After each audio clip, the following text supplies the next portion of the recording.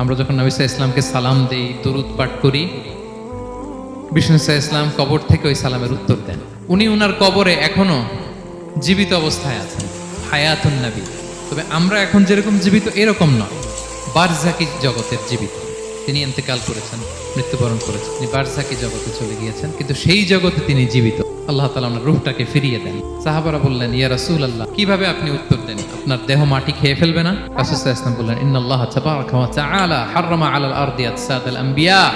আল্লাহ তাআলা নবীদের দেহকে নষ্ট করা মাটির জন্য হারাম করে দিয়েছেন। কোনো মাটি কোনো নবীর দেহকে টাচ করতে পারে না, নষ্ট করতে পারে না। নবীরা কবরে জীবিত, সেখানে সালাত আদায় করে, তাদেরকে স্পেশাল রিজিক দেয়া হয়। বিষ্ণু সাল্লাল্লাহু আলাইহি ওয়াসাল্লাম বলেন, আনা আউয়ালু মান ইয়ানশাক্কু আনহুল কবরু।